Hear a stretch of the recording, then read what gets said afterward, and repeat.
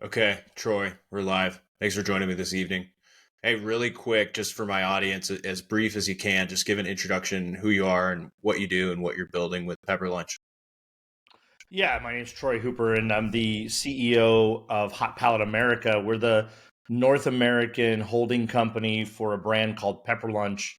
And in that vein, I'm the co CEO of Pepper Lunch globally with my partners from Asia. And we're a 513 unit restaurant company. It's been up and running for 30 years this year. And we're an Asian hot plate concept. So we're teppanyaki for one, um, sizzling hot plate of raw food that you cook in front of you and add your spices and sauces to liking. So, fast casual model growing in the US. And I've coming up on my 1 year anniversary in a few days.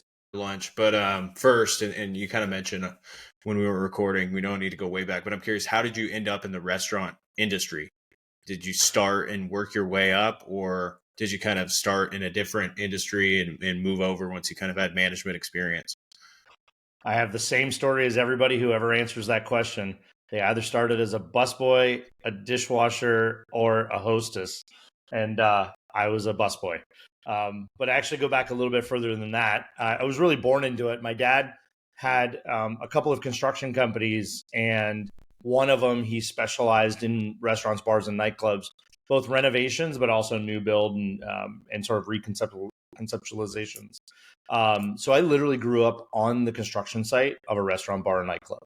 Um, every waking hour that I was not in school, essentially, I was at a construction site for the most part, and certainly all summer every year.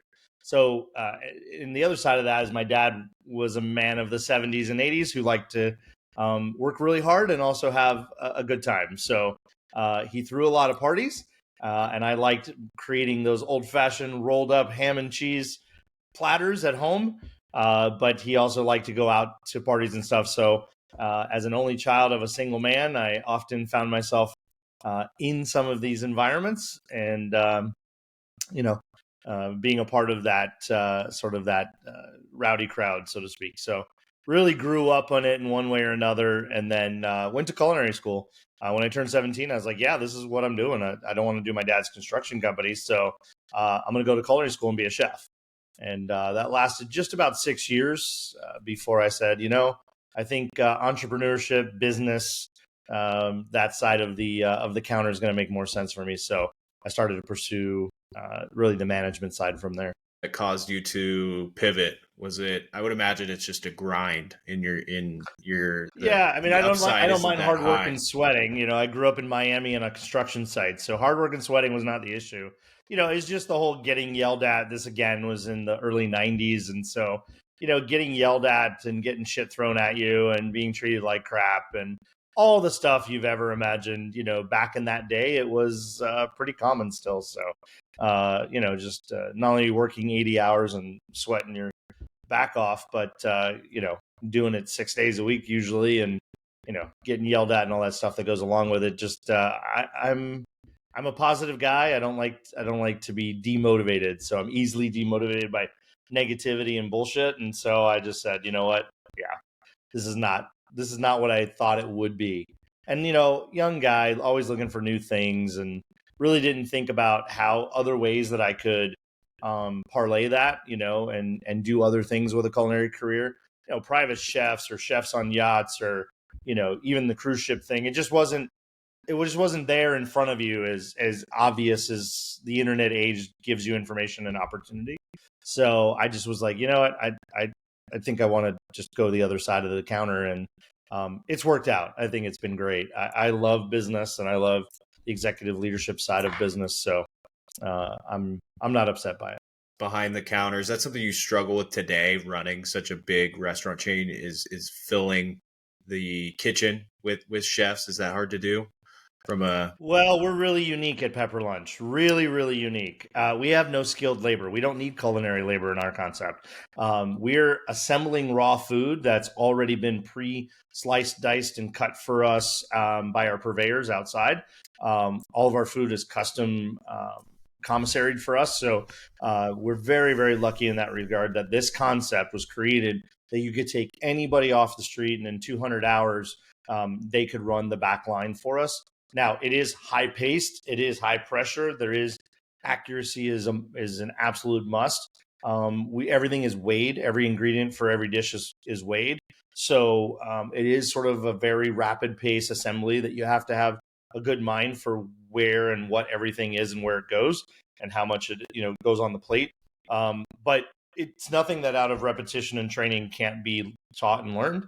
But we're very lucky. But absolutely, today, even in any restaurant where you have culinary staff, whether it's prep cooks, line cooks, or the sous chef or chef environment, it is still, of all of the positions in a restaurant today that are hardest to fill, it's still the culinary team that's hardest to source. Just a lot of them got out of the industry after the pandemic, and for a lot of the similar reasons, right? Like not being treated well, not being paid well, those kinds of things. Lack of upward mobility, I think, is been a big problem in our industry too. So, yeah, we're fortunate at our brand, but I empathize. I spend a lot of time with my counterparts and peers in other brands, and I certainly hear it on a daily basis. A unique competitive advantage that you have? Does it allow you to decrease labor cost or marginal costs that allows you to have more margin and scale faster? Yeah, it does a few things. So we have no prep in-house. We make rice and it takes 10 minutes and it's automated with a couple pieces of equipment. So if you can push 3 buttons, you can make the same rice, same way every day. It's an absolute competitive advantage as a concept for franchisees looking at us, especially multi-unit franchisees. But it's an advantage just on the day-to-day. Like when you're comparing our business to any other fast casual concept of our size and style, or serves our food at our price point, those kinds of things. It's a huge differentiator because we have no prep labor. That's a huge piece of your total labor mix. No culinary labor, so the average hourly wage is lower. We actually use a low labor model, so 3 to 6 humans total, 6 at peak in most of our restaurants. We have restaurants doing 600 covers a day out the door with 3 to 4 humans. And so, operational efficiency and workflow design and things are optimized for us. But all of those added up mean a better P&L, right? At the end of the day, your EBITDA is better. You have less pressures and stresses of the labor cost on you. Now, we reinvest a lot of those savings back into the quality of ingredients and into a lot of other programs like technologies and employee benefits and services. And our employees are paid way above minimum average because, again, we have less of them requiring higher wages. So we're able to spread that out. And our staff are with us for a long time and building a great hospitality and culture. So they tend to get higher tips too. In a fast casual, our team is getting between $3.50 and $5 an hour on average in tips across a counter transaction. So they're giving great hospitality and personalized service. They're giving some tableside, connection and service there. And so all of those are advantages that this concept uniquely offers to the operators that run our stores. See yourself automating more in the future? And I just kind of had a general question written down. I mean, right, I've heard about the robot that flips burgers, for example. Yeah. I mean, do you see yourself headed in that direction? Is that an inevitability for restaurants, fast casual restaurants, or is that not really part of your ethos? Yeah, I think it's an inevitability in certain roles in many restaurants. Let's say it that way, right? Not to say all restaurants and eventually will all be automated. No, I don't actually believe that, but I do think that where it's more efficient, where it provides consistency, where a human is not really required to do that repetitive task, and that's why Flippy for the fry robot, and he's also Chippy when he's at Chipotle frying chips. These kinds of roles, which are not, they're generally the entry level role in the business. So they're usually paid the least. They're the dirtiest, kind of less pleasant, repetitive, unskilled roles. I think automation has a big opportunity to continue to find its way, especially with labor pressures of rising wages, lack of access to skilled labor, which a lot of restaurants are looking for. At the end of the day, there is going to be automation slowly throughout the process. I was really impressed to hear that the team at Denny's corporate they're bringing in some of those server restaurants that have been custom designed to not be server or food carrying robots to your table, but actually be bussers, right? At Denny's, those big, heavy plates. And if you order one meal at Denny's, you get like 6 or 7 plates for one meal, right, for a person. And they have those, real glassware, real silverware. That stuff gets really heavy. And so it's a safety thing, right? It's to provide a tool to the existing staff, to the stewards of the restaurant, to not be carrying those giant heavy bus tubs or big, big heavy trays of food. So where that robot is really doing a menial task, it's really providing some safety aspects to reduce repetitive motion and heavyweight injuries and things like that. So, those are the places I think that we're seeing them get really smart. The last thing I'll say about automation and robots, which I am really excited about, is we've seen very quickly a move in the restaurant space among the distributors and manufacturers of these pieces of equipment to focus on the cleaning opportunities, right? So what can these tools do during and after open hours to provide a more hygienic, better, clean, more pleasant smelling restaurant, right? And they'll probably do a better job overall, at least where they clean. They're probably going to do a better job, a more hygienic job. And so I'm excited about that too. So there's quite a few. At Pepper Lunch, we haven't really started to dabble in that just yet. We are going to do some sort of applied robotics or applied automations in an R&D project right now with rotating kettle walks. So for our off-premise business, the idea that we can put ingredients into a rotating hot kettle that can, over 2 or 3 minutes, mix the ingredients and flavors and heat them to go into a to-go bowl. Because our to-go food, once it's put in a bowl and sent out, is essentially fried rice in a way. So we are starting a process to test that kind of equipment, but I'd say that's pseudo automation. That's really repetitive, more like manufacturing automation than true robotic or AI vision or something like that. Oh, right.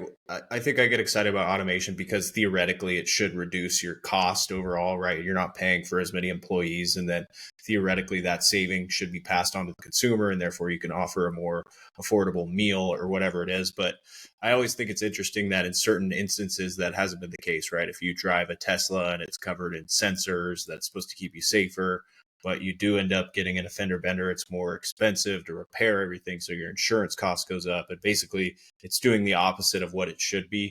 I don't know if you think about that at all when you were talking about some of those automation technologies and robots, or in the service industry, in the restaurant industry, if it could actually do the opposite, right? Of this tech costs so much up front that now I'm going to have to increase the cost of lunch by 20% or whatever it is. Yeah, in the initial rollout of some of these, the biggest consideration is uptime, consistency. Can they do the task at the same or faster speed more consistently? In a lot of cases, the answers are no. Flippy is a unique one in that they have really figured out how to make that a very reliable tool that does the job as well as a person at a fry station. And in many respects can do it better as far as more consistent on the product production. I don't know how many times you get fries at a fast food restaurant, and sometimes they're soggy, sometimes they're overcooked, those kinds of things. And Flippy can do it at about $10,000 a year less than hiring the person that does that position, than that total cost of that total position. So if you take all shifts and all people added up.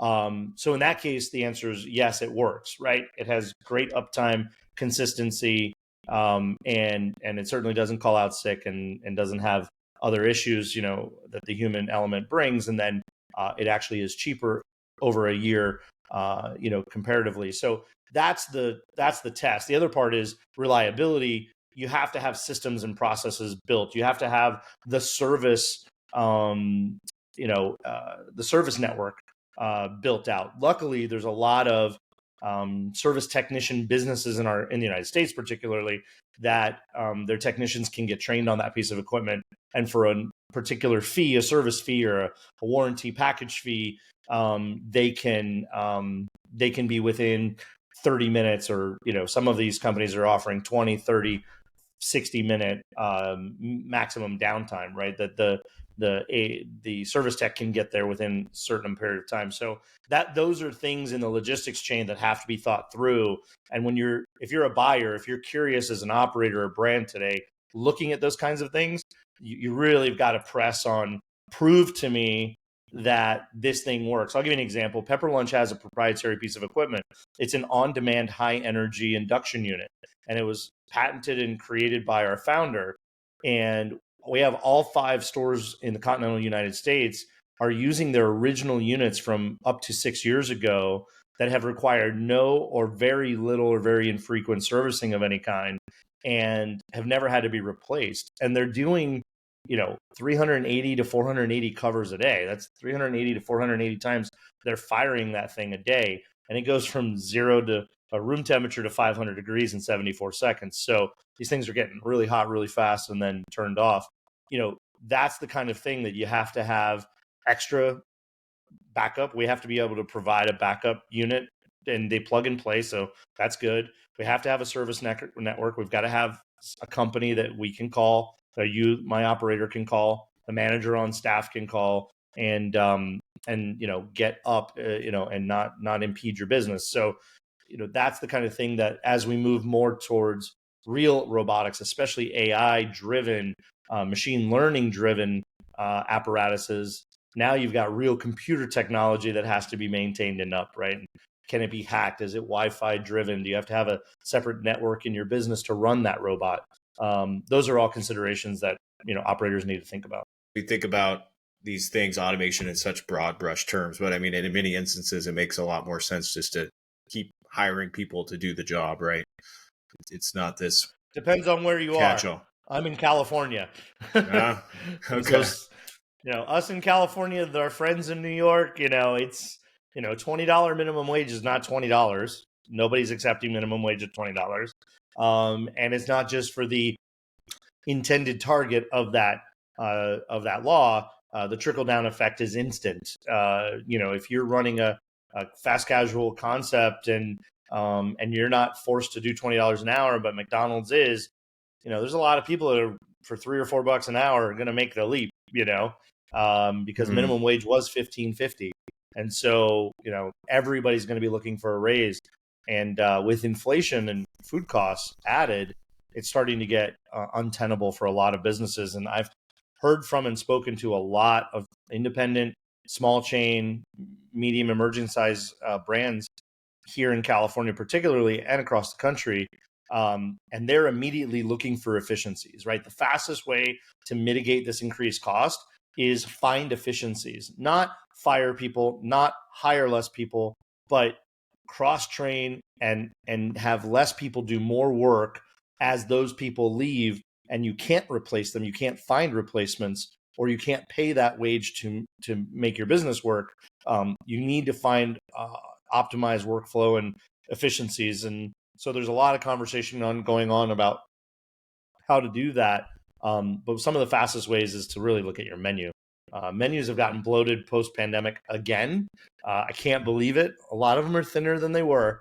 But man, some people are just keep piling on those menu items, and that just adds complexity, cost, and time, and waste, and potential loss, and all those things. More labor, more prep labor, more cook labor. So you're going to start seeing people dial back and get really lean and mean on their menus, and real thoughtful about their pricing, and then the other side is negotiating your supply chain. There's going to be real pressure on the supply chain to work with us on helping the bottom line, because it's starting to get to where it's not worth it for a lot of small, mid-size, and I say mid-size, small, medium, independent chains and growing groups. If they can't make any money at the business, they've got to find ways to retool the business. So there's a lot of headwinds coming. If you could expand on it, when did you take over as the CEO of Pepper Lunch? Or I imagine you've had so much time in this industry. I mean, how bad has it truly gotten over the last few years? Because for me as a consumer, it's kind of crazy, right? I remember when a Chipotle burrito bowl was $7 and now it's 12, 13. How did we get that 100% increase so quickly? Yeah. So I've been at Pepper Lunch for about 3 days shy of a year. So coming up here February 1. And yeah, but I've been in this business 31 years. So I mean, I get what, like I started at uh, 3.95 minimum wage in Florida, in 1992. So I've watched it as well, right? Yeah, I mean, inflation was the biggest driver, the post-pandemic inflationary period where we all came back and we all kept spending our money. Supply and demand. The more demand we put on the system, and the more supply we required of that system, and that system ramping up to meet that demand of product, drove prices. Absolutely, there was artificial inflation. There were many, many businesses that lost or struggled or nearly went under in the pandemic, and they needed to make up margin, really just to get back to level set, which I empathize and appreciate. But that's on the back of the consumers and us, right? The problem with the restaurant industry in this regard is restaurateurs tend to be very, very slow to increase price. We're very sensitive to the consumer. And it's very noticeable. If you know the burrito bowl is $7.99 and it goes to $8.50, you're going to notice it, right? And so will that drive you away to somewhere else if I'm the only one that raises price? Now, in the last year and a half, every major brand has had multiple price increases, mostly driven by the inflationary supply chain costs and the increased labor costs, because most states, I think 21 states on January 1st raised their minimum wage, and 17 of them went north of $15. Um, and many of those were by big leaps, overnight leaps. It's really easy to do the math. If you know how many hours your total staff works in a week times 52 weeks a year times the increased difference, it's really easy to see 70, 80, $90,000 of margin we don't have. And so so the prices had to go up. And so there's been a lot of things contributing to it post pandemic. But now we're willing to show the price, like we're willing to increase the price. And so all those reasons play into what we're all experiencing it. I eat out 1 to 3 meals every day, 5, 6 days a week. I mean, I'm on the road, I'm traveling. When I'm home on the office, I don't have time to go make a sandwich usually. So, I order out a lot, and I run out and grab stuff a lot. And yeah, I mean, I rarely get lunch under $24, $6. I mean, when you get an entree and a drink, and if you get it delivered, forget about it, right? It's 34 to Mm. $40. So, the customer has said to us through their actions, we've seen basket size or average ticket go down. We've seen frequency go down. People are pulling back. People are trading down a little bit to lower cost concepts. And so the entire industry has been talking about this for the whole of 2023 going into 2024. And everybody's got their own ideas, but we're all kind of trying the same things. For us at Pepper Lunch, we recently renegotiated our entire supply chain. We traded up to better ingredients with some of our savings, but we were very aggressive, and really leveraged our growth trajectory to get that. But if we didn't do that, I mean, we already raised price once this year. We'll do it at least one more time this year because our prices were held down. Before I came on, price increase was not done very frequently.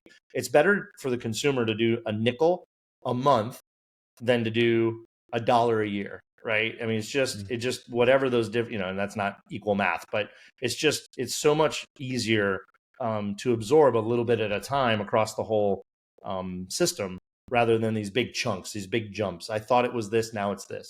I thought it was that, now it's something else. So yeah, it's a complicated one for sure. There's kind of a perception. I mean, even fast food is so expensive now. Like there's a perception, I think, from the public that certain large corporations, yes, there's inflationary pressures. Yes, there's higher labor costs, but they're also taking advantage of the situation to say, hey, we can increase more than we need to also increase profit. I mean, is that simply not true based on your experience? It is all cost driven, or is there a part of it of like, hey, I want to cash in. This is a good opportunity to cash in a bit Yeah, for McDonald's I have shareholders. not seen a brand that I raise my eyebrows to. Now, certainly they're out there, and there's lots of brands out there. There's thousands of brands of 50 to 100 units that I've never heard of, right? That they're very regionalized.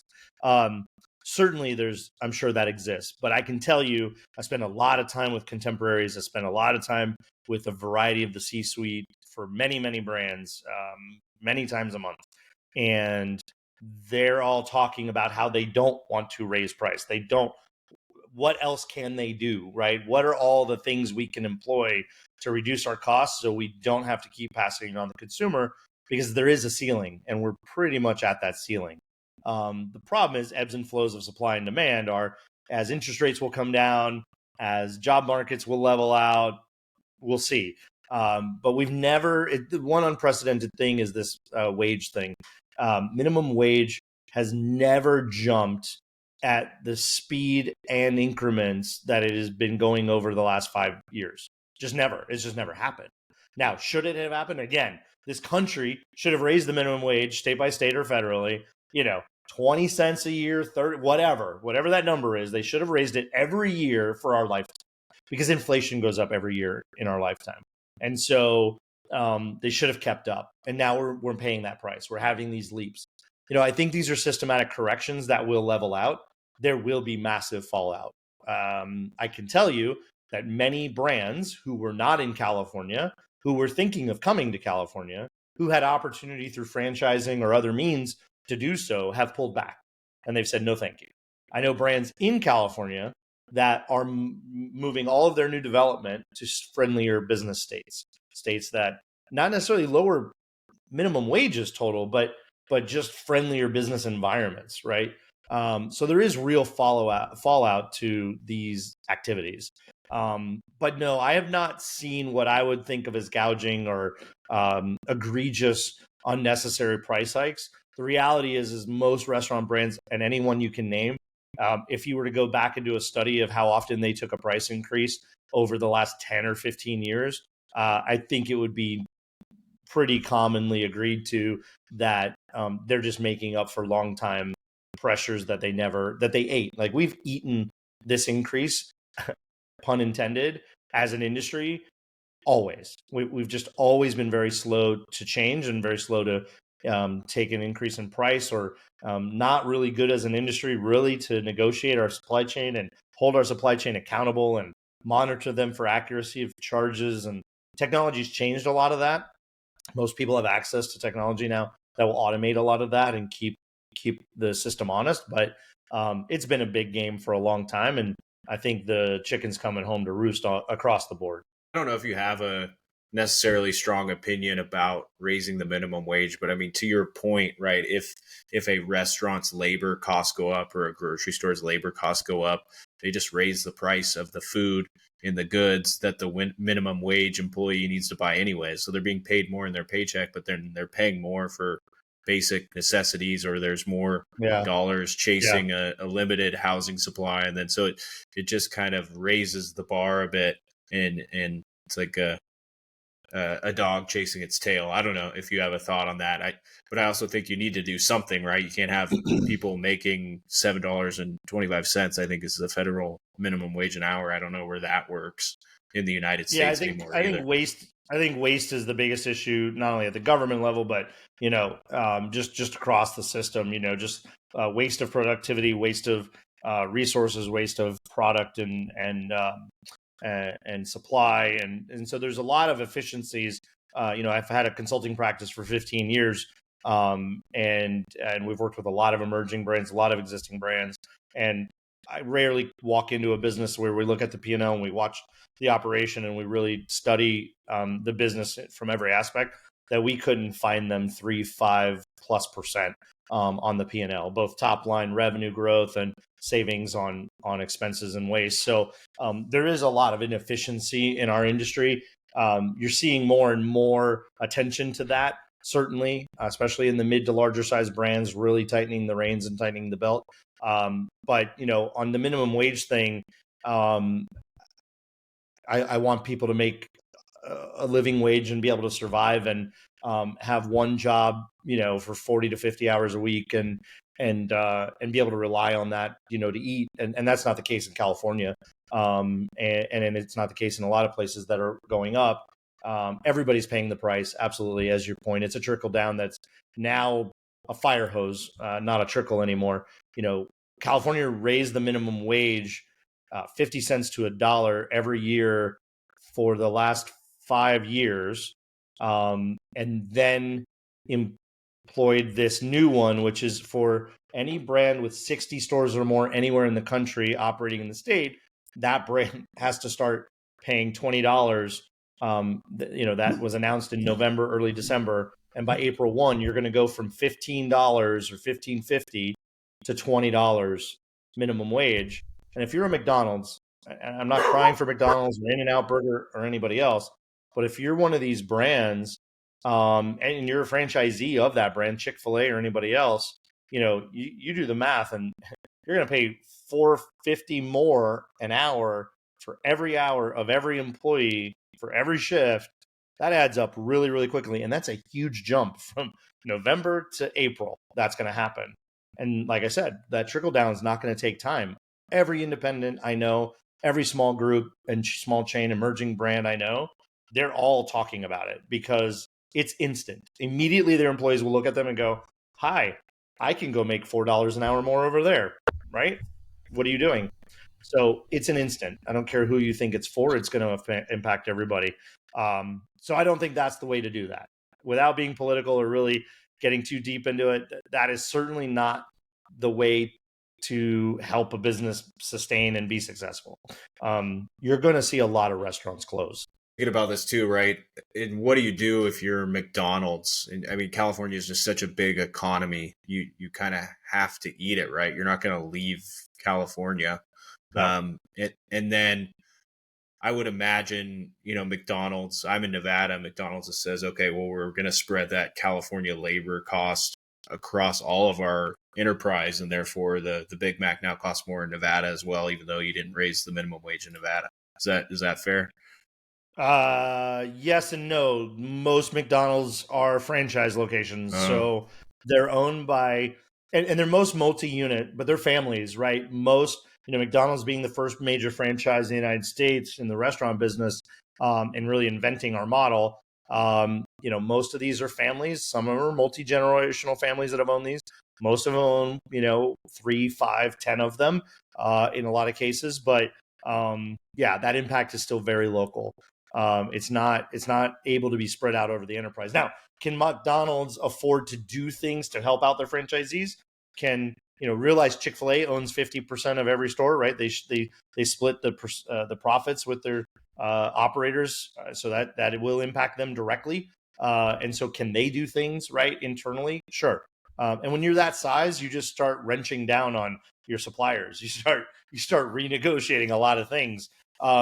You probably slow down your remodeling program that you require your franchisees to put $25,000, $30,000, $50,000 or more into a remodel.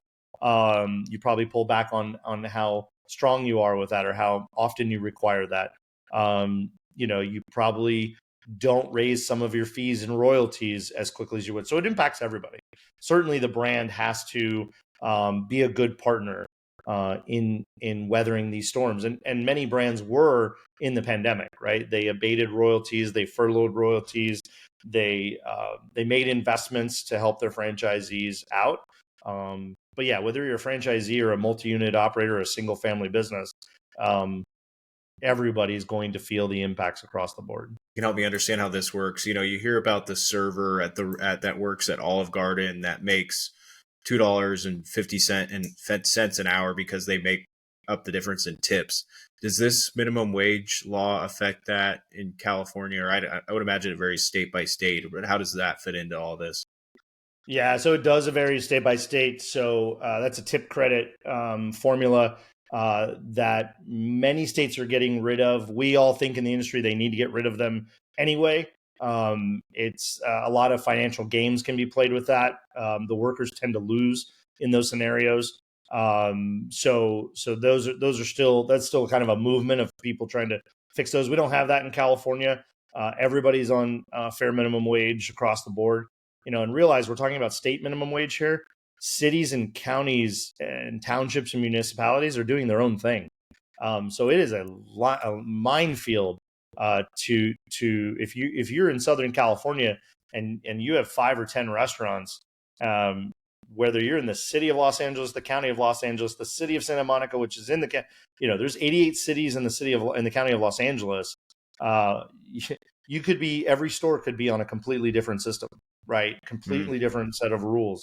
And so that's really challenging to navigate. It's very expensive. You have to have a great employment lawyer who understands it, great payroll and bookkeeping companies and staff to figure all that out. And there's some weird rules that you have to deal with within there if you share staff between stores and stuff. But yeah, as to your question, the tip credit formula still exists in many states. It is finding its way out of the system. It's sort of antiquated.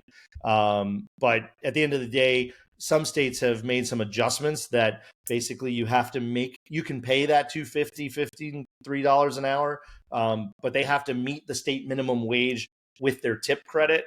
And so, they have to achieve a certain minimum wage. And many servers will do that. But if they don't achieve that, then it's on the burden of the employer to make up the difference. Yeah. And then this could probably be my last question on California, but I'm from California as well, so I'm just curious. Does it give you pause? I think you said all of your current United States locations are in California. Are you still planning? Well, for Pepper Lunch, 3. Yeah, no, we're diversified. So for Pepper Lunch, we have 3 in California, 1 in Las Vegas, 1 in Houston, Texas. Our next stores are going to be throughout Arizona, Hawaii, 3 cities in Florida: Tampa, Orlando, Gainesville, and soon to be announced another state in the Northwest. But yeah, we've sold partnerships in 5 states as of this month of this year, and we're continuing to grow, and we'll continue to spread out across the country. We are here to support our franchisees. We want to understand what their challenges are and help them navigate those challenges. Luckily for us, we've chosen to partner with existing multi-unit operators who are sophisticated, very knowledgeable in the markets in which they operate. They generally operate more than one brand or have a history with multiple brands and multiple locations of each brand. So fortunately, they're well resourced and educated and experienced in their state or their municipalities where they operate. But that's not the case for most franchisor organizations and most franchisee partnerships. So there's a lot of thought going into these brands as to where they should focus their growth, right? And as I said before, and what the states who are making these really tough environments for us aren't realizing is it's not counting how many stores close or not counting how many employees total are employed in the state. It's very difficult to calculate the opportunities that were lost, the lack of development that was coming that is now not coming. And there's many examples, and I'm an example of one. I had a relationship and a partnership to be a multi-unit franchisee, which was canceled because of this specific law. The brand said, never mind, no thank you. We're not interested in taking risk around being a co or joint employer in any state, out alone California. So we're just not going to extend the offer for you to have that brand in California. And so our group, which was going to make an investment, was not able to realize that investment. So, if that's 20 restaurants with 60 employees per restaurant, the math added up very quickly to be about $100 million in economic activity that the state's not going to realize in payroll taxes, income, sales taxes, all the way across the board. That's billions of dollars that the state is not going to enjoy. And that's we added up as about 1,200 employees over 10 years that we're not going to employ. And so the state loses that, and there's no way for them to calculate that loss. They don't know that deal. I mean, I went to the legislature and said it as loudly as I could, but they just really didn't care. So there's a lot of economic engine generation that's not going to happen. That's not measurable. And that's in California, it's mostly around the minimum wage and egregious sort of co-employment law attempts and things like that. But every state that's having these challenges is, everybody's fighting something in their state generally, if not down to their city. That's putting pressures on business. Small business is the backbone of America. And I don't care if you're Chick-fil-A, as big as Chick-fil-A is, every store is run by a local operator. They own 50% of the profits, and they run the business every day.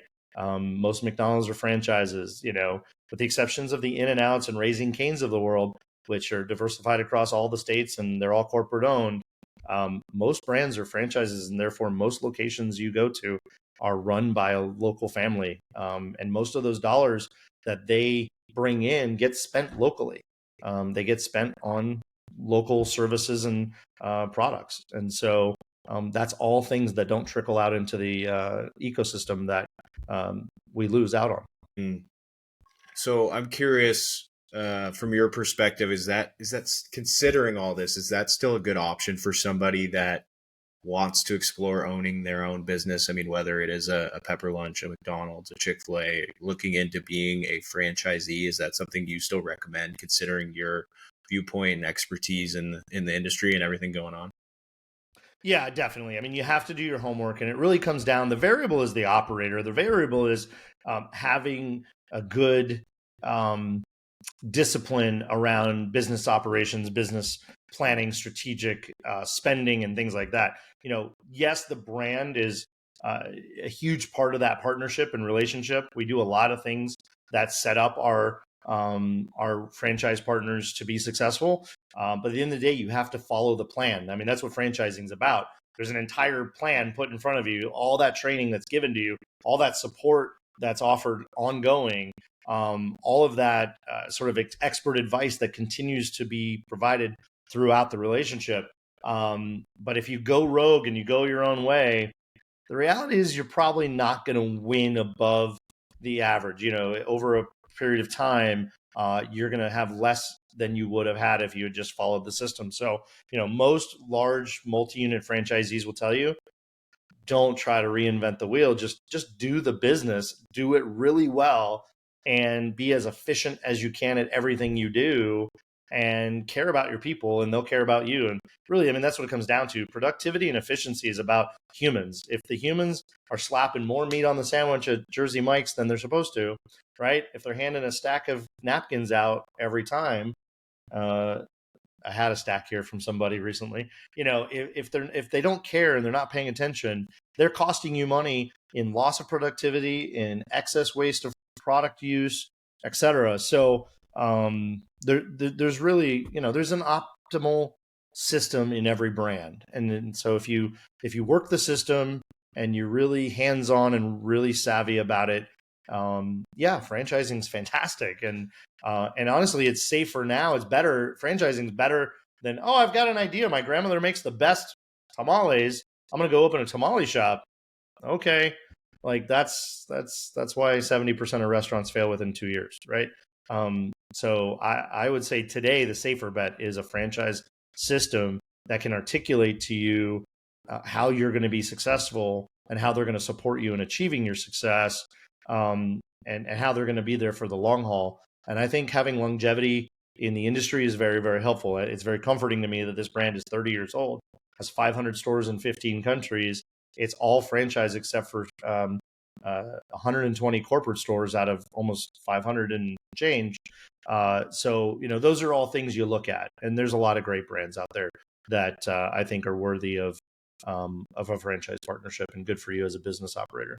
A franchisee, I mean, because it sounds intriguing to me on the surface, but then I think about the day to day, and you have to deal with low earning employees that are going to quit and call out sick, and you have to make sure the food's fresh and it's made to quality standards every time. You have to not give away too many napkins. I mean, it just seems like so many moving parts that must come together every single day in order to satisfy the customer and grow and sell. It just sounds tough to me. So I know you've been doing it your whole career. So, how do you sell that to a franchisee, and why? Why have you stuck with the restaurant industry? Yeah.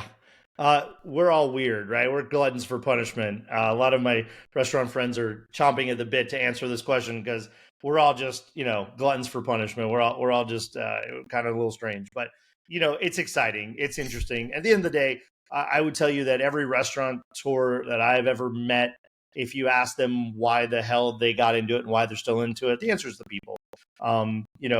at Pepper Lunch, we're really, really fortunate. We have 4 to 6 employees on staff at any given time, so a lower labor model. We pay much more than minimum wage. So we have great retention, not only from the financial perspective, and because they also get tips, but it's just about pouring into your people. It's about taking pride in your brand.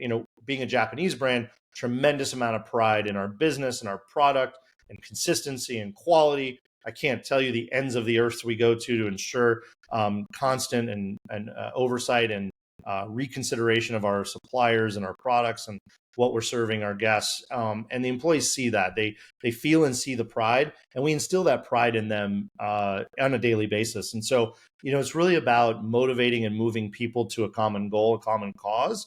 And if they have pride, all the other problems really go away. Most problems in a restaurant industry, most complications and unnecessary expenses are because people didn't care. They didn't filter the fryer oil. They didn't turn the fryer off.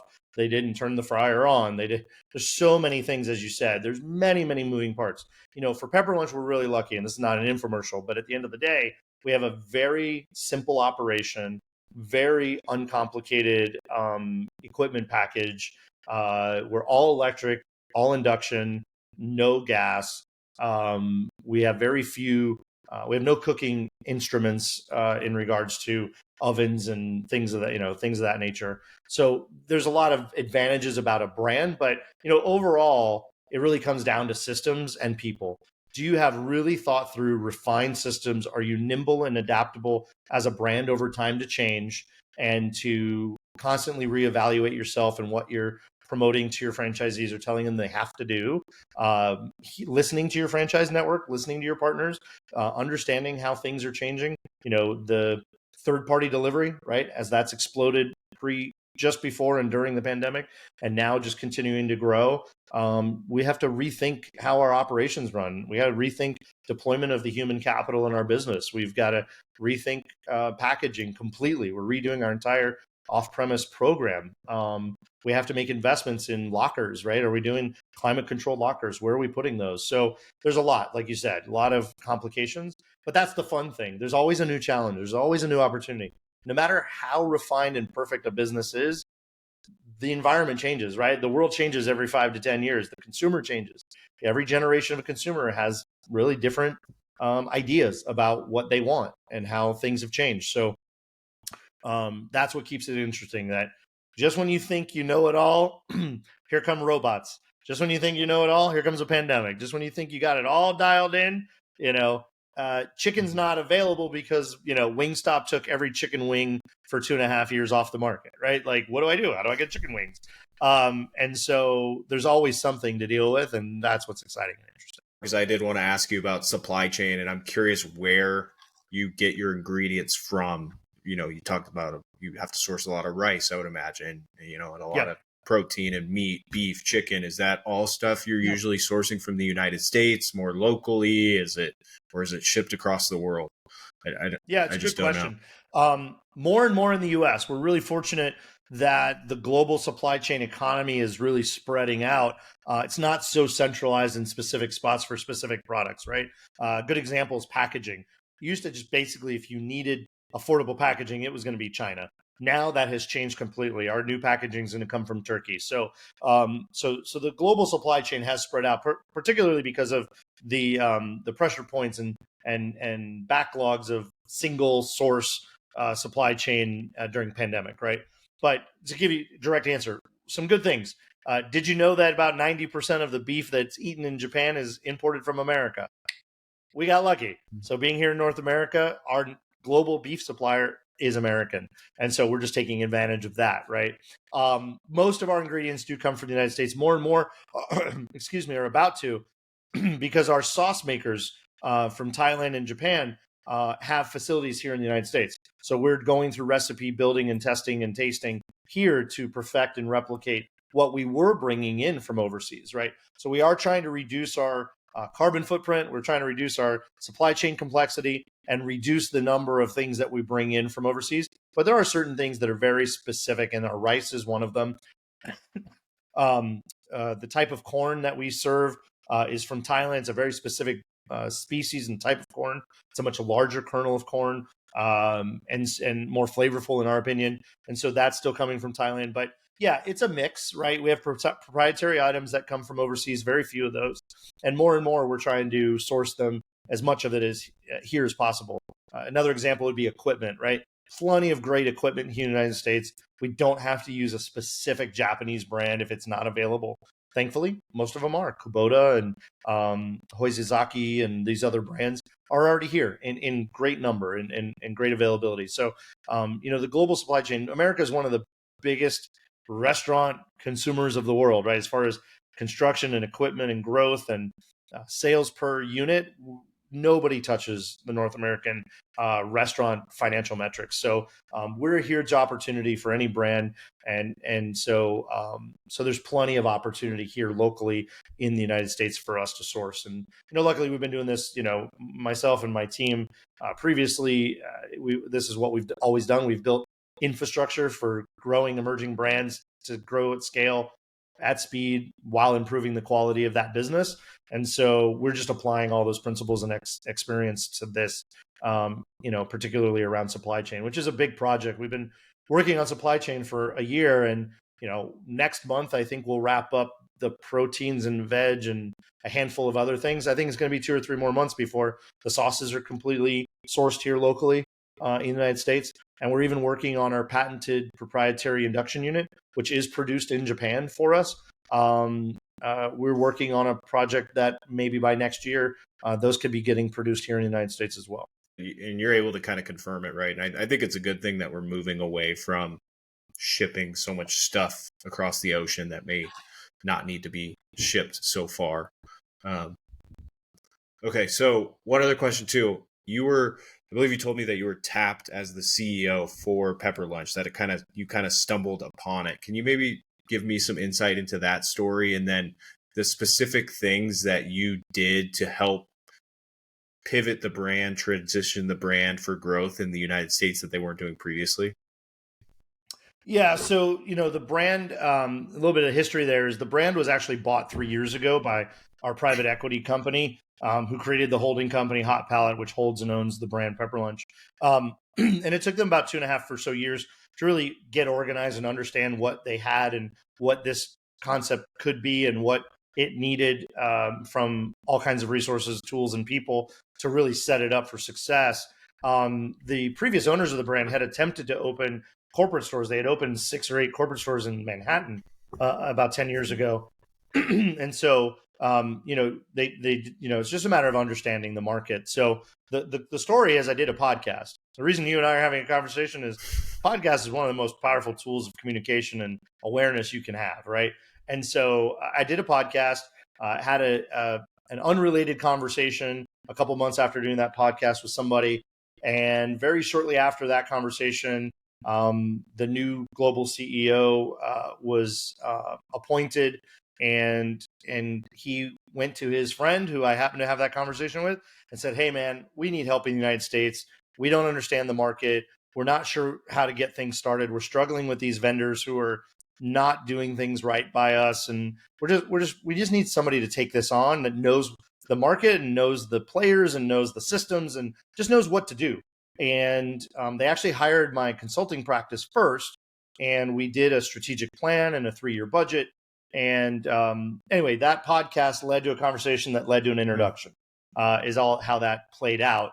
But we were brought on initially to see what we thought and what we thought could be done. And the reason we insourced or got ourselves so deeply involved in this brand is that as longtime operators and brand builders of many brands, we all looked at this Pepper Lunch thing that we had never heard of. It's been here in California for almost 6 years, never heard of it. We have a store doing $3 million, never heard of it. And wow, this was cool. So it's approachable food that's recognizable. Look, it's teriyaki chicken and beef is one of our primary categories, right? Most people know what that is. So I don't have to explain to people what the food or products are. They're very clean products. I'm very interested in healthful and more clean products. We add salt and pepper to this food. That's all. It's raw beef, chicken, et cetera, et cetera. It's protein, rice, and veg with salt and pepper on it. That's it, right? I mean, yes, we have fries and onion rings here in the US. you don't have to have those, and they're not a primary staple of our menu. But so cleaner food. It's an experience. It's experiential fast casual is what we call it. How many places can you go to for $20 and get in and out in 20 minutes and have some kind of a dining experience, right? Korean barbecue is phenomenal, but that's an hour and 15, maybe an hour and a half. It's $35 to $55 a person on average. There's lots of other concepts like that in the Japanese genre and Chinese genre, et cetera, but they're not fast casual. They're not the same food. They're not necessarily authentic to their cuisine type either. We've had the same menu for 30 years. So we're very consistent, authentic Japanese. And then we looked at the low labor, no skilled labor, all electric, no gas, basically no cooking implementation. We're not doing any cooking. We're not doing any prep.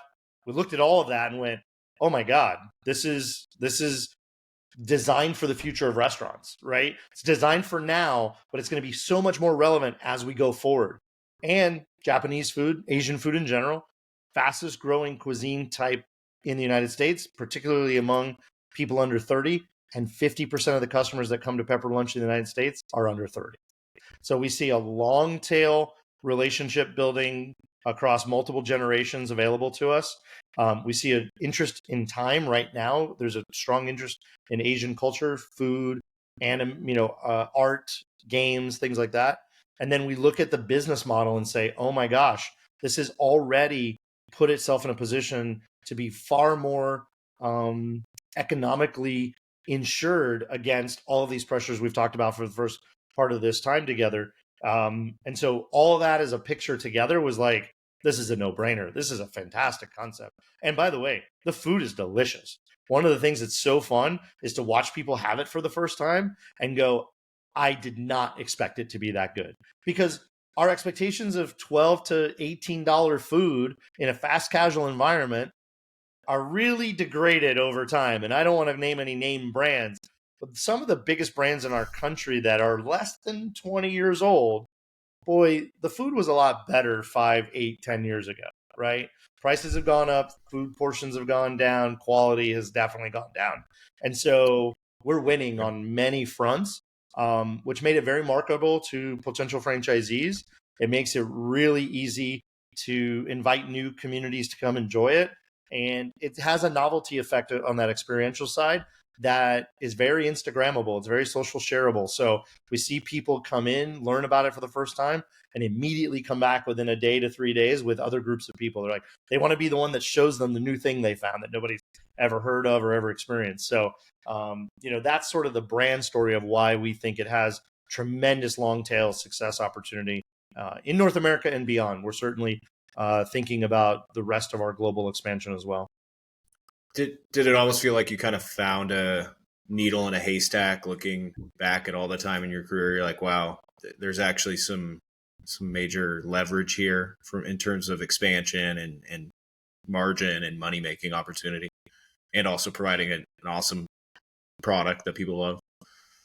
Yeah, it is a once in a very, very long time usually.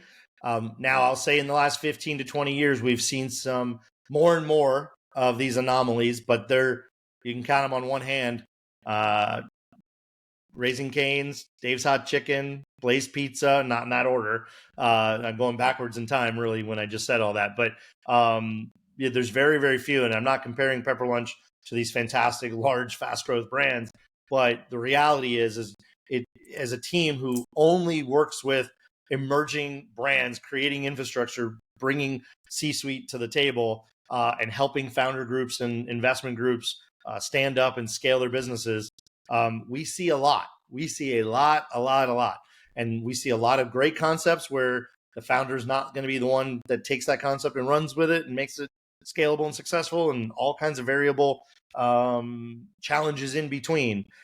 We see people who think they've got the greatest thing you've ever heard of, and we're like, good luck, not sure about that, But when we looked at this was immediately light bulb moment. Like, we knew instantly this is something we wanted to know a lot more about. And very quickly, in a short period of time, we realized the sauce was there. The sizzle was real, right? For us, we like to play with the sizzle and sauce puns around here. But this was no facade. This was not fajitas. This was not pre-cooked food stuck on a ice cube on and oil on a plate to make it go fake sizzle. Like that plate's 500 degrees and it's cooking your food. Hurry up. Every bite is hot for 30 minutes. I don't care how long it takes you to eat.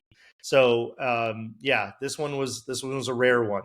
And I don't take for granted because I don't think they come along that often, but we're in that new space. So we see a lot of opportunities and cool ideas and neat iterations of things. But creation is on the rise. We're seeing a lot of new creation right now over the last couple of years, especially since the pandemic, and it's exciting times. But not everybody's going to be Chipotle. I hate when people say, "Oh, I'm the Chipotle. I'm going to be the Chipotle that hitting 3,000 stores in the span of time they did." That's just not. A lot of brands tried it. Qdoba tried it. Other brands like that have tried it. Why did Chipotle succeed?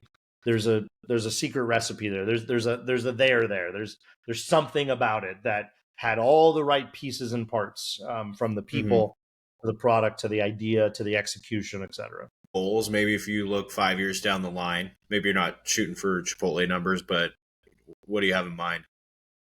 Yeah, so for Pepper Lunch, particularly, we think that our conservative build out of North America is 600 units. And so we say that based on today's metrics. That's without creating the market, right? That's the number today. If we were fully funded, we would open 600 stores today, right? Tomorrow, immediately.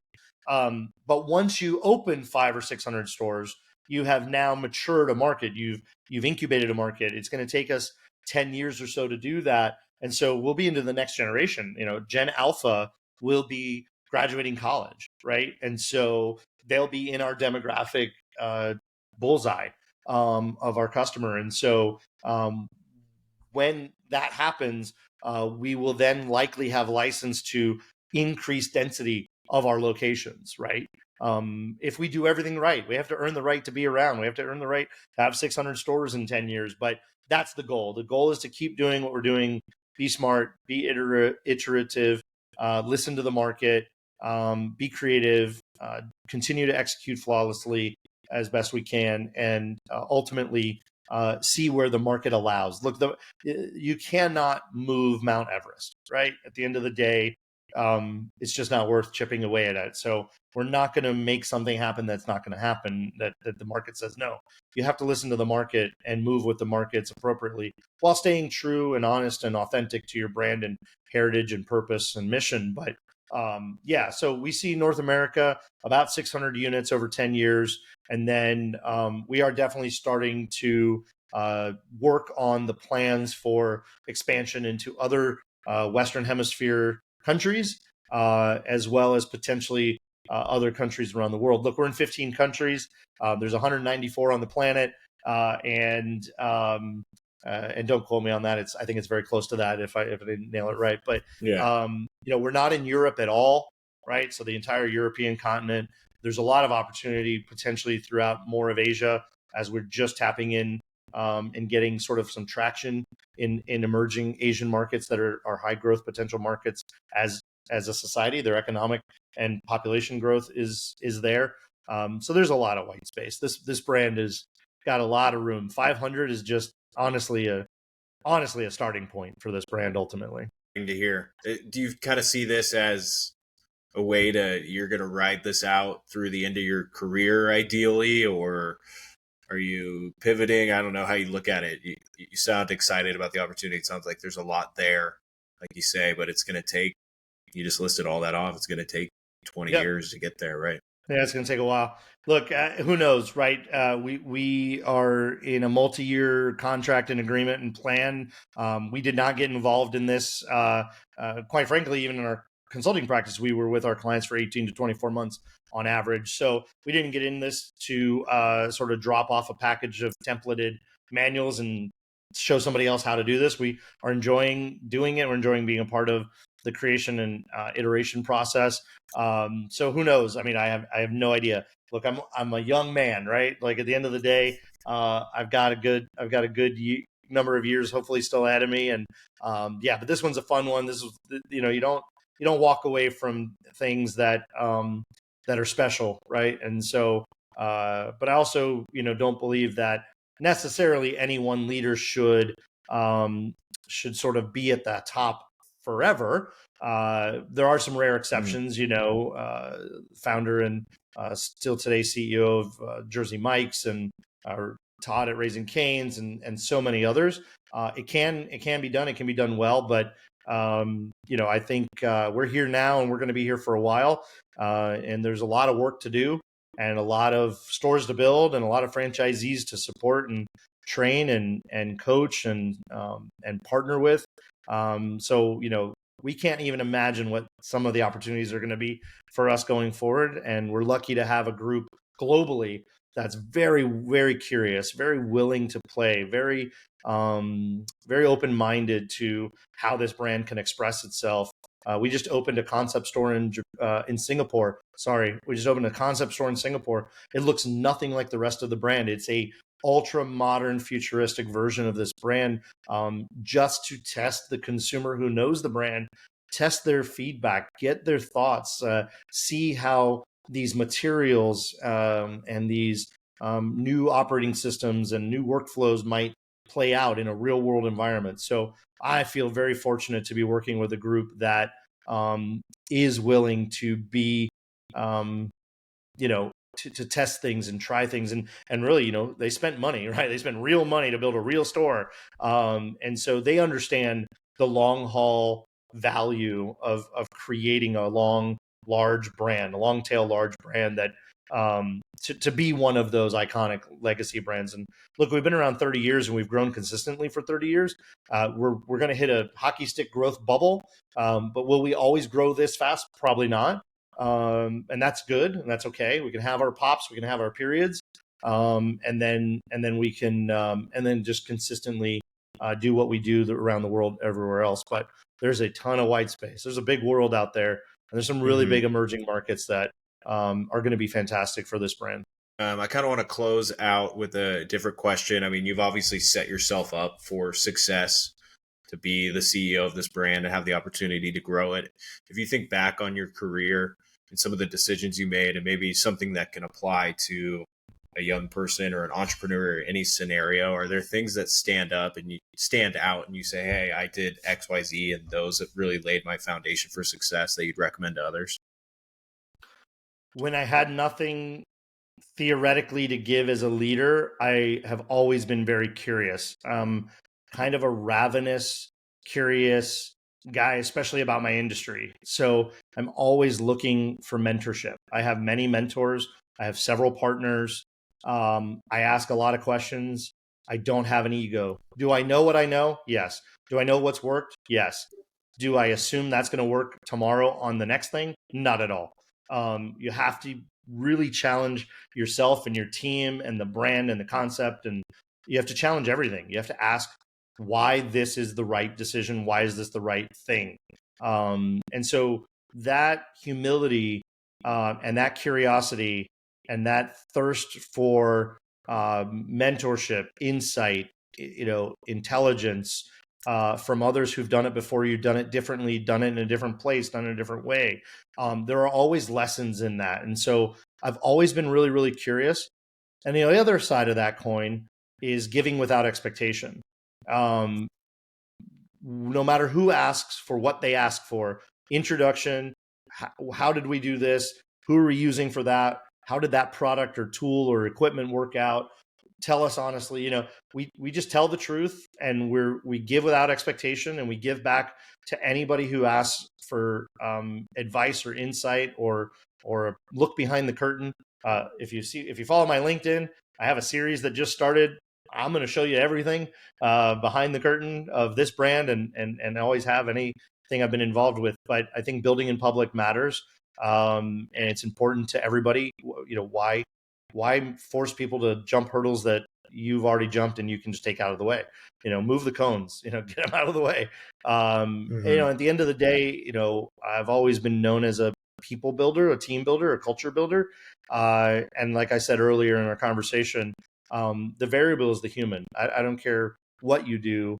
The world revolves around humans. And so having empathy and investing in your people and making them understand what their contribution is to the overall goal and mission and vision of the business, and how we're trying to change and impact lives and provide good, clean, healthy food at a value price. All those things matter. And so it's really a communications role. At the end of the day, if you're near the top or at the top, your job is to communicate clearly, concisely, honestly, empathetically, and your job is to answer questions. And you better be willing to tell the whys. When somebody asks why we do that or why that's that way or why did we make that change, you have to be ready, honest, and clear about the decision making, and you need to be transparent. And because they're going to take that and they're going to run with it, and they're going to back you, they're going to cheerlead you. So those are some of the elements that I think have led to me being where I am. I agree. I mean, that applies to any industry, any entrepreneur, right? That's across the board. It's a soft skill that applies to anyone, right? So, no, I've only been in appreciate that. franchising for 6.5 years, right? I have Okay. partners that have been in franchising for 30 to 40 years, right? I've surrounded myself with the tools and the knowledge and the experience, and I pick up the phone every day and I ask questions and stuff. And have I become known in franchising? Sure. But that's just a model. That's just a business model. And quite frankly, in our consulting practice before, we did things like eyelash bars and spas and yoga studios and boxing gyms. Look, business is business, people are people. At the end of the day, there's specific skills and specific experiences and people who've put 10,000 plus hours into a discipline. Absolutely. And you rely on them 100%. They are the experts, but business is business. And so if I can run a restaurant, I honestly believe I could run just about anything.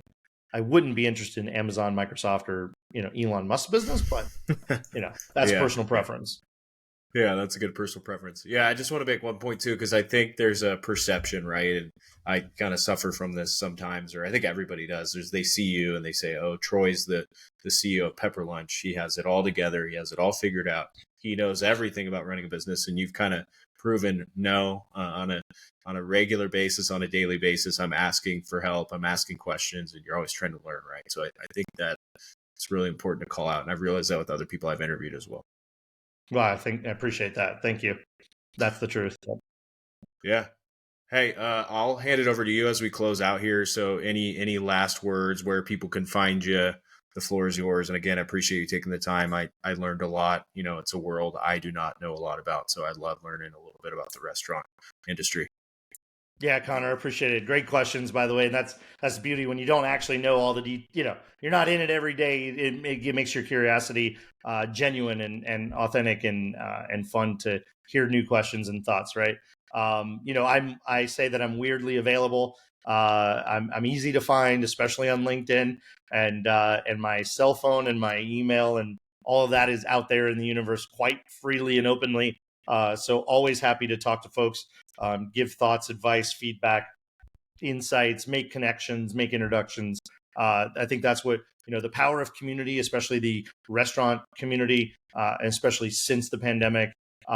It's just a beautiful, beautiful thing. And if you get back 10x what you put in. So if you come into the family and you come into the community and you give back, boy, you're going to be rewarded. So that's my philosophy. And so I try to give as much as I can so I can get back as much as is possible available. So, you can find me at pepperlunchrestaurants.com.